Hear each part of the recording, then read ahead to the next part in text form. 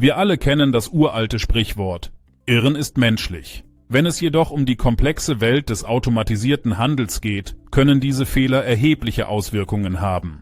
Aber das ist nicht unbedingt etwas Schlechtes. Jeder Fehler, jedes Stolpern kann eine Gelegenheit zum Lernen und Wachsen sein, wie ich kürzlich mit dem Robot Trading System wieder gelernt habe.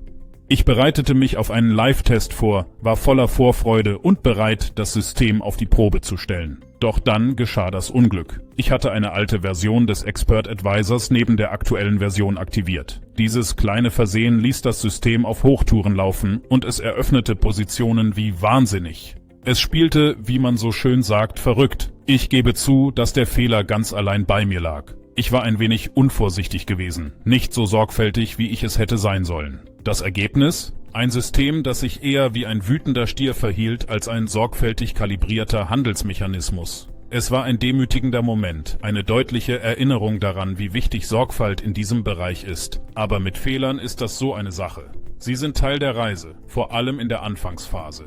Ganz gleich, ob Sie ein neues Projekt in Angriff nehmen, eine neue Fähigkeit erlernen oder, wie in meinem Fall, ein Handelssystem testen. Fehler sind fast vorprogrammiert. Sie sind nicht nur unvermeidlich, sie sind auch wertvolle Lernerfahrungen. Genau aus diesem Grund verwenden wir Demokonten oder Centkonten. Sie sind unsere Sicherheitsnetze, die es uns ermöglichen, unsere Systeme zu testen, zu optimieren und zu verfeinern, ohne dabei erhebliche finanzielle Verluste zu riskieren. Hätte ich in diesem Fall mit einem echten Konto gearbeitet, wären die Folgen kostspielig gewesen. Bei einem Centkonto betrug der finanzielle Verlust glücklicherweise nur ein paar Euro. Im Großen und Ganzen hatte ich also Glück. Dieser Vorfall war ein weiterer Weckruf, eine Erinnerung daran, wie wichtig sorgfältige, gründliche Tests sind.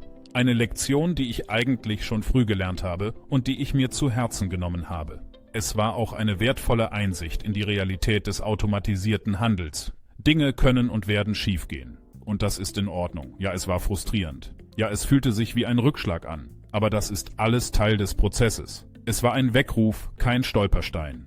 Jetzt stehe ich also wieder am Anfang, habe ein neues Konto eingerichtet und bin bereit, neu anzufangen. Diesmal bin ich jedoch mit wertvollen Erkenntnissen und einem neuen Sinn für Vorsicht ausgestattet. In der Welt des automatisierten Handels lernen wir ständig dazu und entwickeln uns ständig weiter. Fehler mögen frustrierend sein, aber sie sind auch die besten Lehrmeister. Nehmen wir also die Lernkurve an und machen wir das Beste aus der Reise mit dem Robot Trading System. Schließlich bringt uns jeder Stolperstein dem Erfolg einen Schritt näher.